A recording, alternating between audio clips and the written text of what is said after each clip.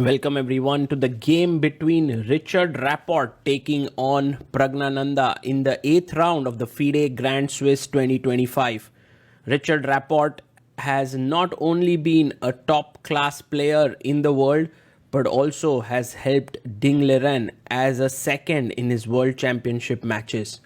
And there you see him. The king falls down and Rapport was like, okay, that's what does that mean?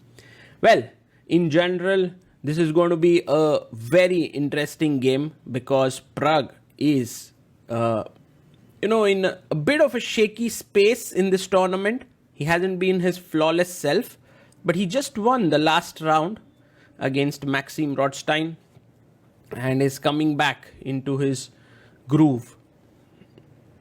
And while Rapport adjusts his pieces, Pragg comes in there and a handshake. The last time they played against each other at the Oos Chess Cup, Rapport created an absolute brilliancy that was praised by people all across the world. Will he manage to do that again? I think Pragg generally struggles against Richard. Knight to f3 played. And Pragg takes his time. A win here for Pragg would mean getting much closer to the top. He plays his pawn to d5.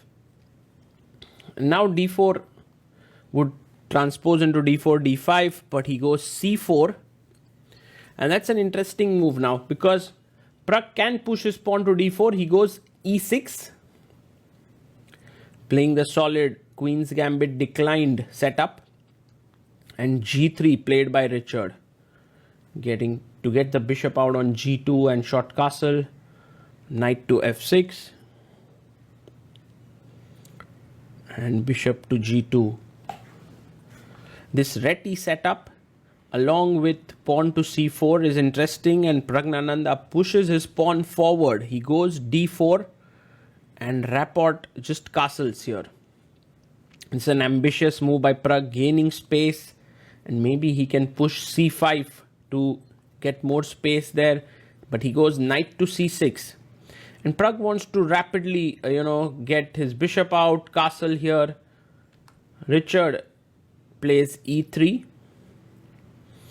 And now Pragg can push e5. Yes, he pushes his pawn to e5. And, knight takes, pawn takes, and there's pressure here. So he takes here. He wants to open up the e file. The king is still on e8. And pawn to e4 played. So the thing is now, instead of taking here on d4, which is also a playable line, he goes e4, knight g5. And Pragg is in his preparation. He has prepared this line, although this is lesser played. And it is a full pawn sacrifice here because now knight takes e4 is hanging. He goes rook e1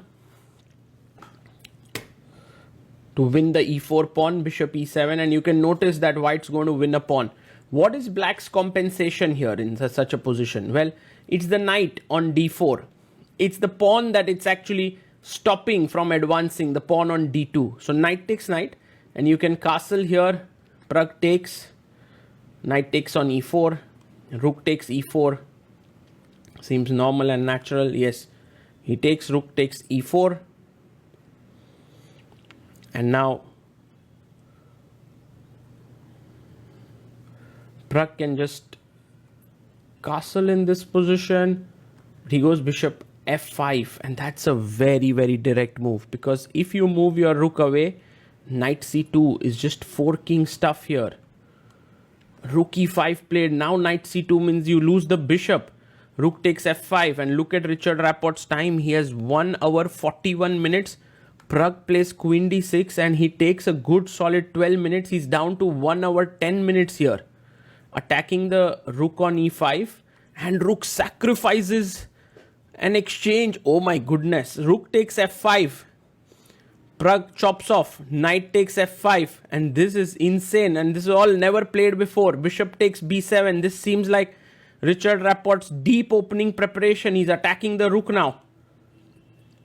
Pragg has a choice between rook b8 and rook d8. He chooses to to centralize his rook, which makes a lot of sense. Rook on d8 is quite strong. And a check now. And you have to kind of move your king because queen d7 is met with bishop c6. So king f8 played. And now knight to c3 played. The knight comes out eyeing the d5 square.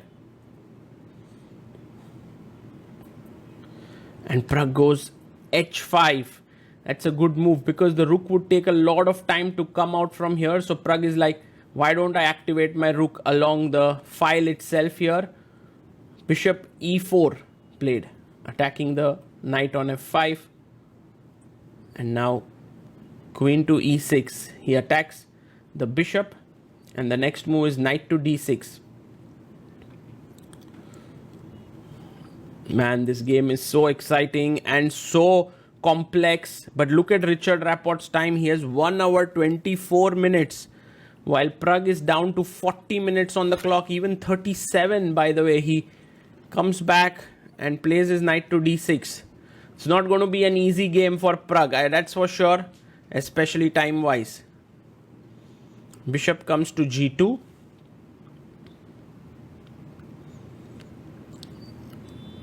And queen to e1 played. Now, queen e1 check. The bishop comes back to f1. And black pushes pawn to h4. Very strong move. Trying to take advantage of the king side space. h4, g4 played. And h3. Wow. The thing is now Richard is going queen a7. The problem here is if you come back, I simply take and knight c4 and then this is hanging. So that's the reason why Richard has to go on the offensive. Defense is not an option. Now g4 is hanging. This is starting to look scary for white. f3, there's a pin here. He defends it, but look at the queen. It can come back here. And now Pragg needs to find a very insane move. He finds it. Knight to b7. What a move. If you take bishop c5 and white is busted. And bishop c5 is a massive threat. So knight e4 stopping that. And now Pragg is down to 4 minutes while Rapport has 1 hour 18 minutes. And look at what Rapport is doing. He takes the pawn. Here Pragg with 3 minutes on the clock. He comes back. He writes the move and immediately plays. Well, that's insane. Queen f2, putting extra pressure on Pragg, not just on the board, and gets up and starts moving. Queen d1 with just 2 minutes 40 seconds. And this is pinned here. This is pinned. Queen e2. Now either your rook hangs or you need to trade queens. Pragg comes back. He again finds the best move. So much pressure. Pragg has 1 minute 2 seconds. How is he even playing under so much pressure? Takes. And now, king f2 again moving quickly. Asking the question to Pragg, what do you want to do? Knight to c5 played by Praggnanandhaa. Okay, if you take bishop c5, black would be very happy. So he goes knight c3, attacking the rook. And knight to d3 played here by Praggnanandhaa. So you take, rook takes d3. And now finally the bishop can develop. I think bishop e3 and white should be okay. Knight d5 played by Rapport. He wants to take on e7 and play bishop g5 check and win the rook. Bishop goes to d6. And a good move by Pragg, putting pressure on the h2 pawn. Bishop g5 attacking the rook on h4. The rook comes back to h8. And now king e2, the rook on d3 is hanging. He has to come back, but it is going to be trapped now. Bishop e3 nets you the rook. So you can try for bishop e5 stuff, but Pragg just goes in and picks up the pawn. This is move 34. Pragg has now 1 minute. He's been playing on 1 minute for close to 10 moves now. Comes back bishop to d6. And if you look here after bishop e3, which is going to simply trap the rook on d4. Now there's no squares to go to. Pragg has to sack it for the knight. White is now a pawn up. 1, 2, 3, 4, 5, while black has only 1, 2, 3, 4. However, the thing is that in such a position, white is not, I mean, the h pawn is a big menace for white.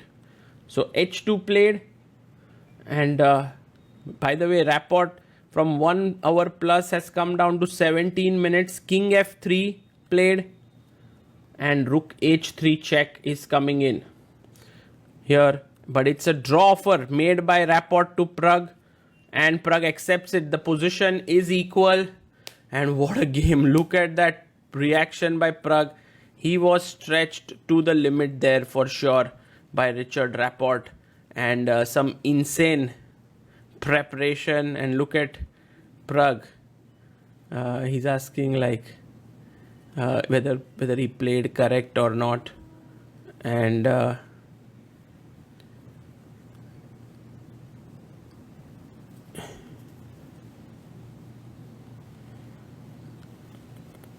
I think they're talking about some queen d1, queen e2.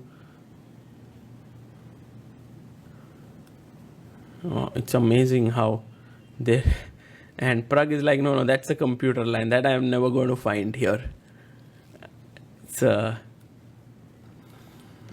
It's amazing how modern chess has used computer lines and kind of expanded the horizon of what's playable and what's not, right? Like, for example, the line that Pragg played today, it was, he's a pawn down, and the modern engines give it as equal or maybe very slightly better for white. So it gives him the confidence to go for such lines. And so while many people think that engine is reducing the field of play because most of the lines have now been analyzed to equality, it's also expanding the play. There's lines which were never really possible to be played before, which no one really thought about, are now actually possible. They can be played, and that's what I feel is the beauty of modern chess. The opening theory is shifting. It's no longer going in the direction of long preparation, but shorter lines, smaller lines, one game ideas. And there are plenty of one game ideas that you can keep playing if you are working hard enough, if you have a nice team with you.